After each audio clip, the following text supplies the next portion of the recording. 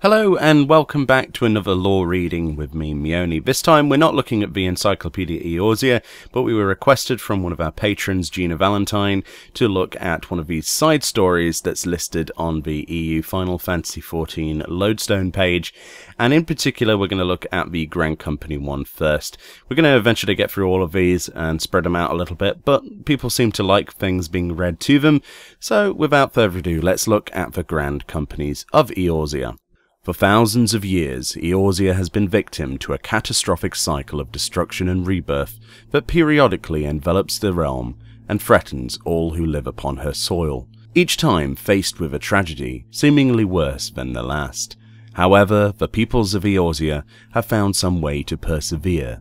One method, seemingly going back hundreds of generations, has been the establishment of comprehensive command centers which combine the military, economic and technological resources of a city-state in order to better prepare it for the coming doom. These are the Grand Companies of Eorzea. The last recorded emergence of the Grand Companies was nearly 1,500 years ago, at the end of the 5th Astral Era and the arrival of a Great Deluge which triggered the dark period known as the 6th Umbral Era. It was through these companies that the then warring states were able to put aside their bitter differences and join together to form an alliance and ensure the realm survived. As the 6th Astral Era drew to a close, the three city-states of Limsa Lominsa, Gridania and Uldar once again revived the Grand Companies, a final attempt to forestall the coming of the 7th Umbral Era. With a number of remarkably talented adventurers among their ranks, they stood fast against the Beast Tribes and the savage might of the Primals, as well as the Galleon Empire, the invaders from the north. Despite their valiant attempts, however, the calamity could not be avoided, and the lesser moon Dalamud descended upon the Cartano Flats. From its core emerged the elder primal Bahamut, who rained fire upon the realm. So it was that the 7th Umbral Era began. 5 years on from the devastation, aided by adventurers, the Grand Companies of Eorzea now strive to raise the realm from the ashes. The Maelstrom. At the heart of the thalassocratic navy lies the Crimson Fleet, composed of 5 independent squadrons, the 1st through 5th. The Maelstrom is an extension of the 1st Squadron, expanding its role as a Marder flagship and granting power to administer not only the remaining 4 squadrons, but the various merchant fleets that navigate the sea off Vylbrand.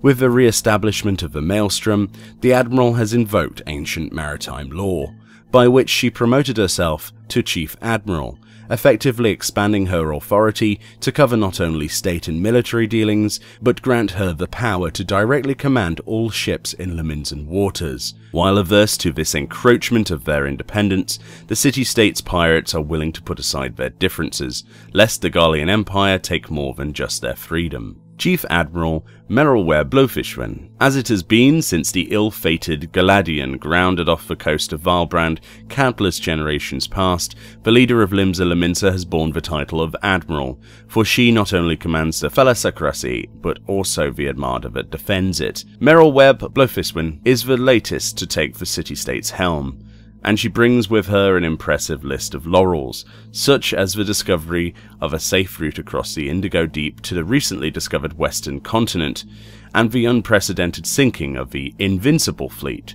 dispatched by the northern nations beyond the Blood-Brine Sea. She is honest and steadfast in her ways, but at the same time can prove stubborn and uncompromising. And though once a pirate of high standing herself, upon becoming Admiral, she has gone out of her way to impose strict regulations on piracy within the thalassocracy, drawing the ire of nearly every brigand crew hailing out of Limsa Lominsa. Her reinstatement of the Maelstrom and the power it is granted over the city-state's privately owned vessels is viewed as but another measure to tighten her grip on the nation. The Order of the Twin Adder. The Order of the Twin Adder establishes a medium from which the Seedseers can return from their wanderings deep within the Black Shroud and directly oversee not only the safety of Gridania's citizens, but the workings of a local guard.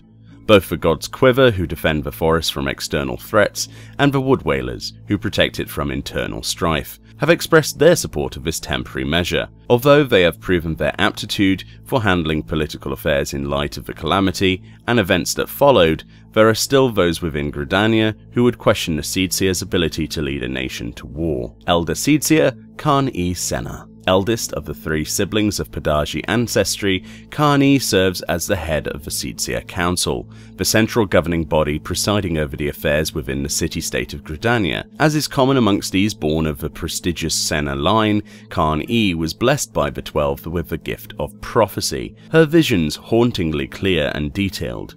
Before reaching her 6th name day, she had already predicted a devastating fire and a locust infestation, earning her remarkably early admission to Stillglade fame. After becoming a Sister of the Twelveswood, it was not long before she had risen to Elder Seedseer and left Gridania to live in the forest with her siblings, where she served the city-state by communing with the elementals, maintaining the delicate balance betwixt man and nature.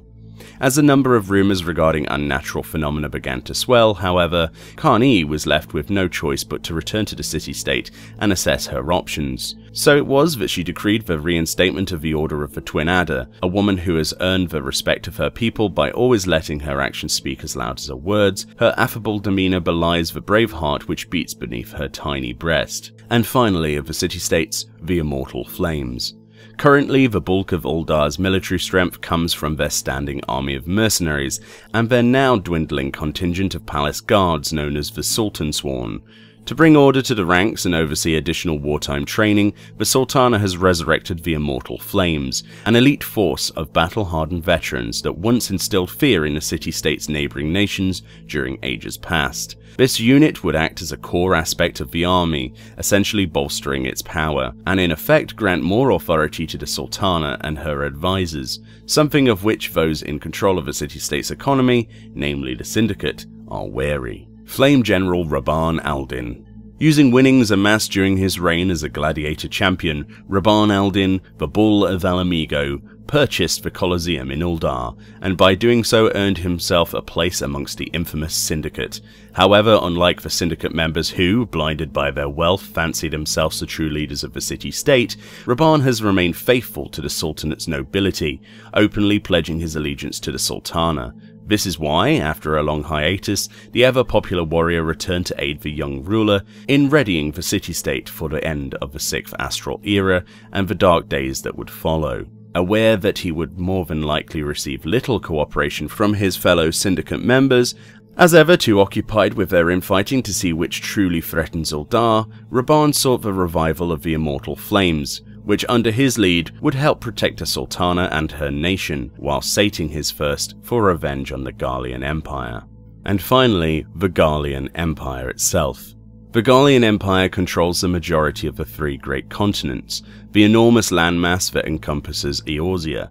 Until some 50 years ago, Garlemald was a remote and sparsely populated nation, which held little more than a fraction of the northern continent of Ilzabard. But with the arrival of a technological golden age and the concurrent emergence of a brilliant young legatus, now the reigning emperor, in the span of a single generation, Garlemald established itself as one of the most formidable forces in all of Hydaelyn. Garlemald is unsurpassed in the field of magitech, a technology which it exploits with devastating effectiveness in warfare. Unperturbed by their lesser numbers, the Galleons went forth upon gigantic flying warships, bearing powerful weaponry the likes of the world had never seen. One nation after next fell before their relentless onslaught. First those of the Northlands, followed by the sovereign states of the eastern continent, Arthard. Employing suppression and conciliation in an equal measure, Garlemald indoctrinated the peoples it conquered, thus integrating them into its ever-expanding territory. So it was that the Galleon Empire came into existence. In the year 1557 of the 6th Astral Era, a mere 36 years from the Empire's founding, the Galleons brought their campaign of conquest to Eorzea, swiftly bringing the city-state of Alamigo to its knees. Yet following the subjugation of Alamigo, the Empire suddenly ceased its aggressive expansion. For more than a decade, the continent of Aldenard knew relative peace.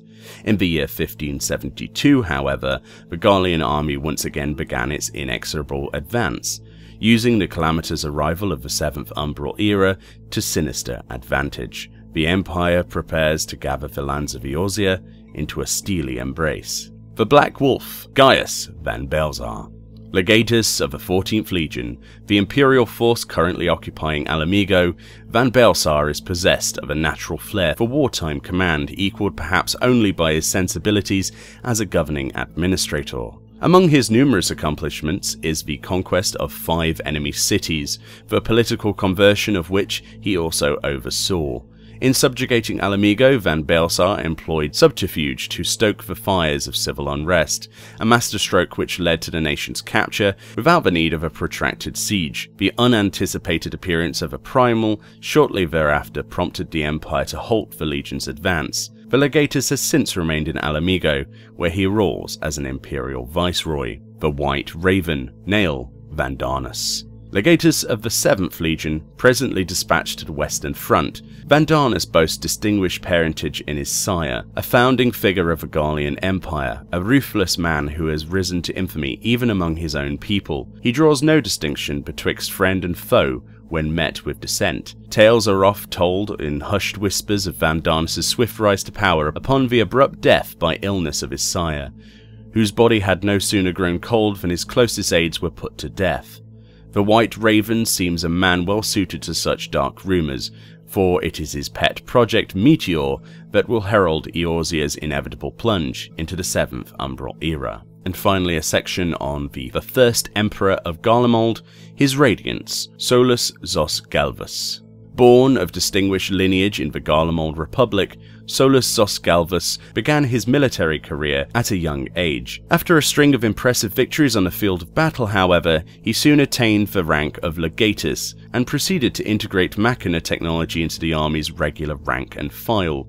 With single-minded determination, Galvus transformed his fledgling nation into a formidable military power. His actions garnered the undivided support of the citizenry and catapulted him into the position of dictator, supreme commander of Garlemald.